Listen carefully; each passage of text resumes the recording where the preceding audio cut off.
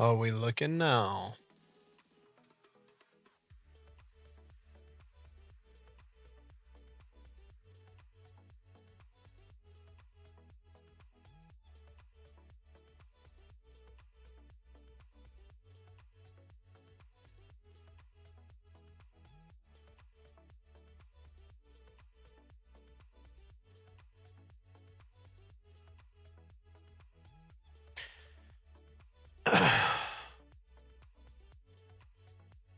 What up?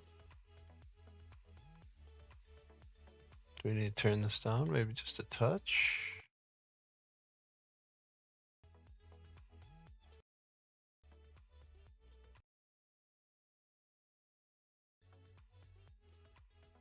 Alright.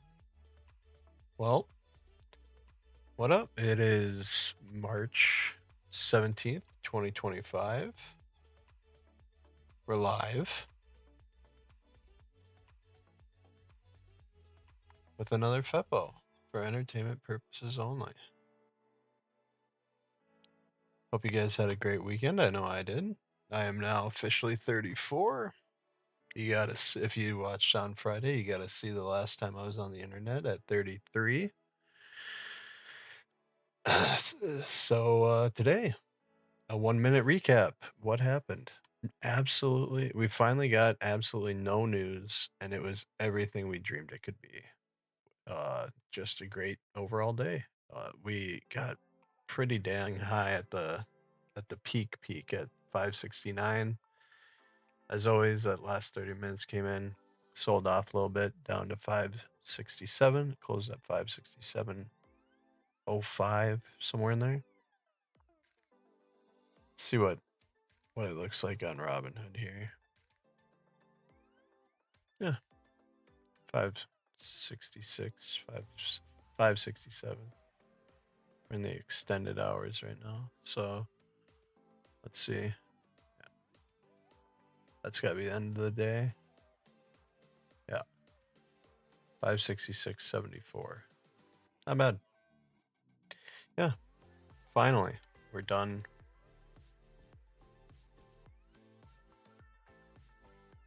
This looks terrible. This looks terrible.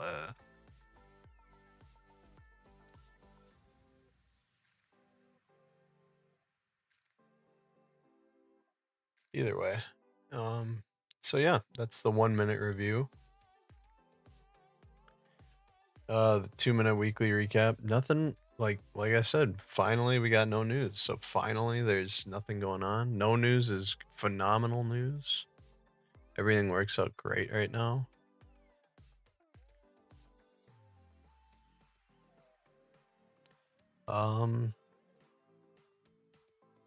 So I basically only joined in to I really only did this show because I worked really hard on this today. So what is a tariff?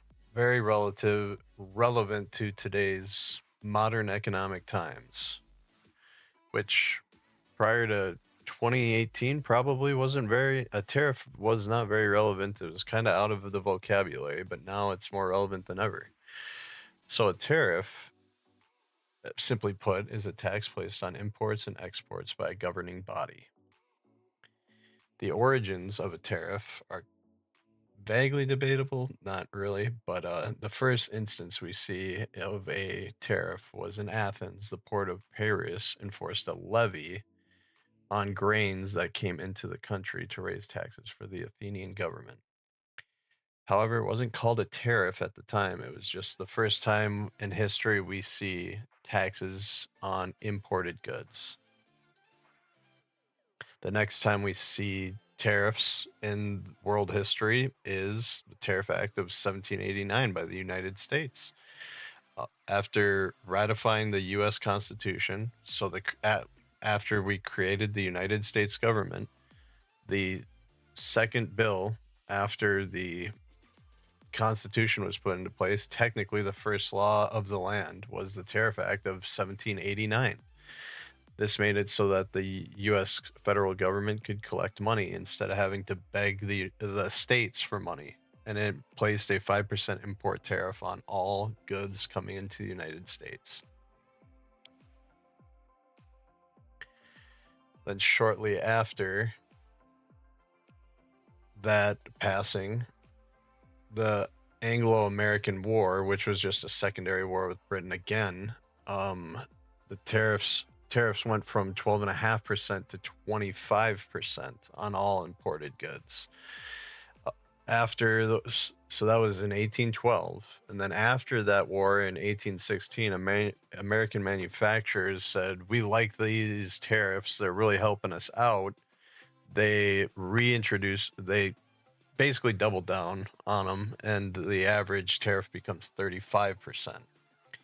And by 1820, so 8 years after they introduced doubling tariffs, by 1820 the rate was 40% of all goods into the United States were taxed, or a tariff of 40%.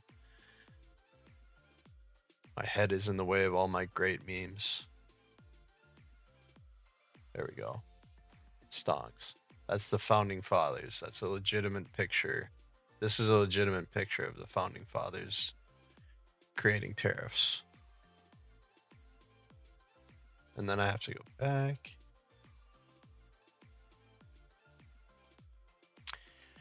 The next big time that we see the tariffs become a big deal is the American Civil War. While there were bigger reasons for the Civil War, tariffs were a couple of them that were cited. The South wanted no tariffs. The North wanted more tariffs. During the war, Abraham Henry Clay Tariff Whig Lincoln raised tariffs to 44% for the war effort and to make railroads. And then they continued to stay at 44% after the Civil War. And then we have Woodrow Wilson, who, unbeknownst to me, this was just while I found this in my research, Woodrow Wilson was like the goat of the godfather of modern economics, at least in America. So Woodrow Wilson comes in and he adopts the Tariff Act of 1913, or the Underwood Tariffs. Then, coupled with the passing of the 16th Amendment, the U.S. government now has federal income taxes. The 16th Amendment being that it's legal for the federal government to collect taxes. And then the Underwood tariffs basically lowered. And we'll move on to just Woodrow Wilson also created the Federal Reserve Act, which created the Federal Reserve and our central banking. So, I mean, this dude went from, we were basically just like, I don't even know how the economy worked up until this point. I took all these as a given. And then Woodrow Wilson comes in, creates the Federal Reserve, which gives us the ability to print money. Then he says we're going to make the 16th Amendment so that the federal government can collect taxes. And then we are going to make the Federal Reserve and use central banking. That is so much stuff that one person did. But then after he did all of this, money was changed in such a dramatic way that tariffs lowered from 44% on average down to 25%. And shortly after all this happened, World War I happened.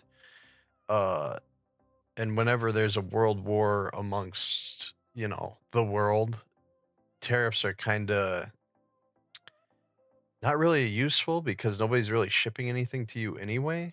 So after World War I, tariffs were non-existent, especially because now we have the Federal Reserve, central banking, and federal income tax. However, a few years pass after World War I happens, and there is the Great Depression. So in the middle of the Great Depression, or shortly after the stock market crash of 1929, Herbert Hoover passed the Smoot-Hawley Act of 1930. So basically it just gave a lot of benefit, the idea being that it over-tariffed Canadian and other importers like grains and other agricultural goods to help the American farmer. In turn, Canada, Britain, France, and pretty much everybody that we put a tariff on had retaliatory tariffs. And then most experts agreed that this made the Great Depression, even greater, even worse.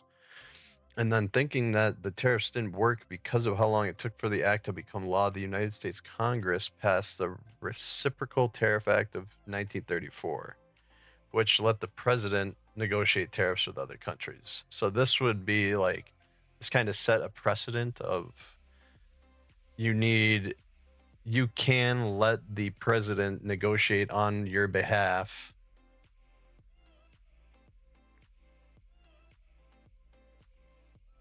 so long as like it's within your best interests.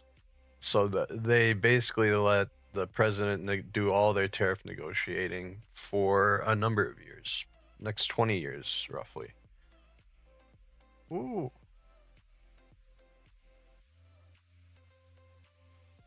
Until we get to this point. Holy moly. I just had no respect for where my camera was going to be today. So right after World War II, we got to the General Agreement on Tariffs and Trade. So we got done, and basically at the Geneva Convention, we said we should have this General Agreement on Tariffs and Trade. It was signed and was used until January 1st, 1995, when it became the World Trade Organization. Also, after creating the General Agreement on Tariffs and Trade, the Reciprocal Tariff Act was not renewed. So the president now has lost his sole negotiating power. But the General Agreement on Tariffs and Trade was made to reduce tariffs across all countries. So at the start of it in 1947, tariffs in most countries were 22%. By the time it changed over to the World Trade Organization in 1995, the average had lowered to 5%. So we got what we wanted out of that. And then also in 1994, just before we made the World Trade Organization, the United States, Canada, and Mexico agree to create a trade bloc, which is called the North American Free Trade Agreement. This eliminates all tariffs within our North American border. First introduced by Ronald Reagan in 1980, it kind of skirted along until they picked it back. George H.W. Bush picked it back up in 88, and then Clinton passed it in 90. Well, Clinton pushed for it, and then everybody ratified it in 1994.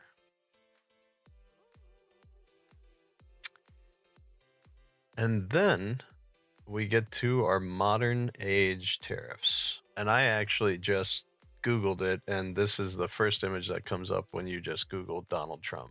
And it's straight off of his Wikipedia page. So I figured that's good to use. So in the first round of Trump tariffs, it was back in 2018. In January 2018, he reintroduced as like basically prior to 2018, we basically had left tariffs back in 1947 because we didn't really use them anymore. But this time he reintroduces tariffs with a tariff on solar panel and washing machines between 30 and 50%. This is basically pointed directly at China because China makes a lot of solar panels and washing machines apparently. And then a couple months later, he said we are going to put tariffs on steel and aluminum for all countries. And then this had a lot of people wondering what is the legality of all this. And now that we're in kind of the modern trade, we're going to get to our AI generated images on our slides here.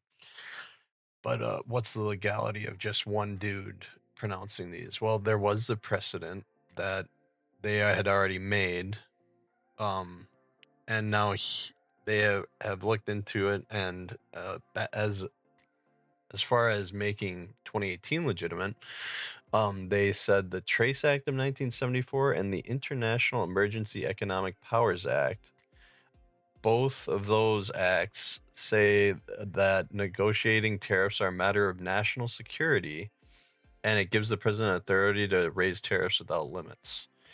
While it was kind of debated about whether or not these acts give him these powers, the debates are more just for show, and all these tariffs have been implemented. Uh, Back in 2018, using the tariffs that he had put on aluminum and steel, Trump renegotiates NAFTA into the United States-Mexico-Canada Agreement. The formal agreements were reached on October 1st, 2018, with USMCA coming into effect July 1st of 2020. And 2020 had some other interesting things happen, and at the end of it, Trump was not reelected POTUS. So, pause on all this trade war stuff. Although there wasn't really a pause on any of these tariffs. The Chinese tariffs that were implemented in 2018 were mostly still there. A lot of other tariffs were still here until round two happened. In 2024, Donald Trump had won again, and he has come back with even more tariffs, which has started a trade war. And all these images are obviously AI generated. I went to leonardo.ai and just typed in economic trade war. I really like this one. I can't. Is that Donald Trump here and Donald Trump here? I can't. It's like an SNL version. and then down here he's like fighting with communists. Like I don't know.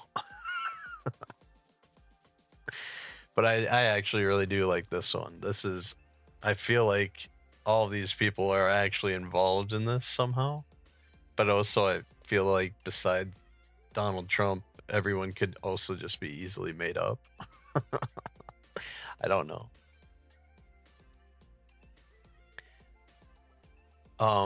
So this time around, when you ask about the legality of just the president enabling tariffs, this time it was just the use of the International Emergency Economic Powers Act, which enables the president to regulate international commerce after declaring a national emergency. Trump declares a national emergency at the southern border of the United States. Literally the day he came into office, he declared a national emergency at the southern border, which instantaneously gave him all these powers. So as of the middle of, I'm recording this on March 17th, 2025. Happy St. Patrick's Day. I'm not wearing green. My birthday is March 15th. I'm like so out of my element right now. I don't remember the last time I didn't wear green on St. Patrick's Day. Anyway, where we're at. Chinese tariffs. There's a 20% tariff on all imports valued above $800. So that's the stipulation that valued above $800 is important because of basically Temu products, like all those small things that ship to America. They exclude any of those above $800 ones. Canada and Mexico has been very confusing over the last couple months because it's been like off again, on again, off again, on again. But as of now, 25% on all goods, excluding a 10% Canadian energy tariff. So basically, Canadian oil only gets tariffed 20 or 10%, and those are effective as of April 2nd, 2025. As of today, there was also an announcement that this would retain to there would also be retaliatory tariffs. Anything that Canada is imposing on the United States as of April 2nd would also be reimposed on Canada April 2nd. And then all imports, we were back to this 2025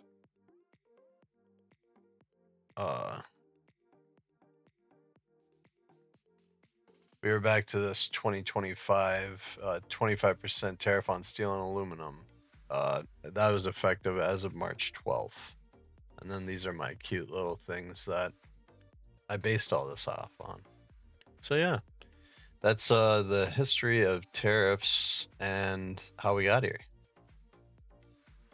The history of the United States tariffs. I mean, they were a very effective tool until Woodrow Wilson came in and kind of BDE'd us into making a uh, federal income tax structure and the Federal Reserve Act and central banking, modernized stuff. And then after that, tariffs were kind of tossed out the window until recently. And now here we are.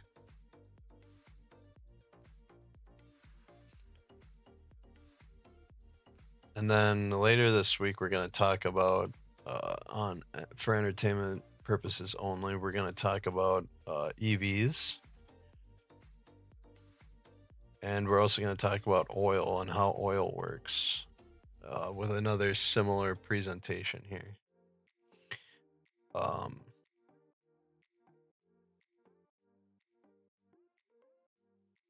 yeah, and then we can look at some of the upcoming stuff we got going on.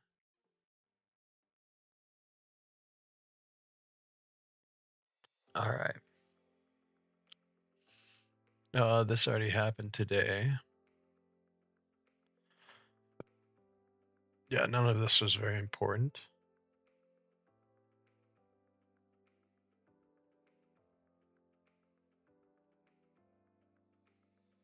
The big important one is going to be Wednesday, Federal Open Market Committee interest rate decision. Jay Powell is going to tell everybody how they got to the interest rate decision. That's going to be, I would guess that they are going to do nothing, and he is going to be boring and say nothing. But just like today, because nothing happened, that's the best news we've heard in a while. So I would guess that that's a very good thing. Nothing else very interesting overall there. For tomorrow, I very much want to see how XPEV does, the makers of flying cars and EVs over in China. Also, their competitor, NIO, pure EV Chinese play. We'll talk about more about EVs on Wednesday. But these two will kind of be in focus on that, as well as Tesla, obviously. Uh, we got Sundial and High Tide, a weed meme and a solar panel meme company coming after close today.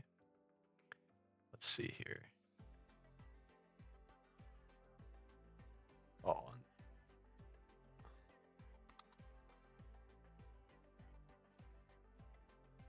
if they did well, they'll be trending. If they didn't, they won't be.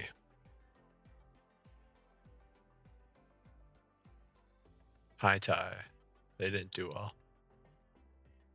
Quantum is doing very well today.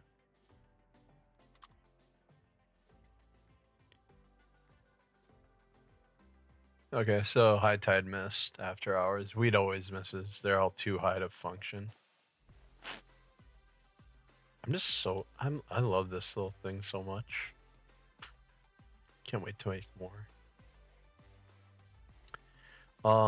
Nike Thursday after close is going to be a big one as far as earnings go because we have FedEx, Nike, and MU. So Nike is big because of it's an apparel company, most popular apparel company in the world that can't get its shit together and is losing business left and right to other shoe companies that are cooler than it. FedEx ships everywhere, is just big for just shipping and the traveling salesman problem. Will we ever solve it? If we do, how did we do it? Oh, PDD, that's Temu. Thursday's just big. This will be important, like we just talked about. Those tariffs is the $800 limit on tariffs important? The PDD will tell us on Thursday before open. I think that everybody still is buying from Temu, so I think that's going to be a pretty big one.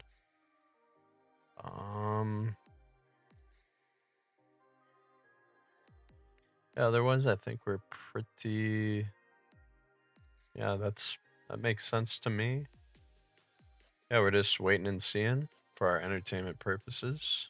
Thursday is going to be very entertaining for our purposes. Tomorrow morning is also going to be entertaining just for the XPEV.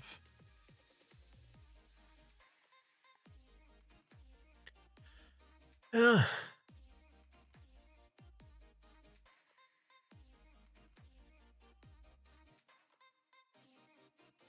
Yeah, I think we covered everything. I think we're pretty good.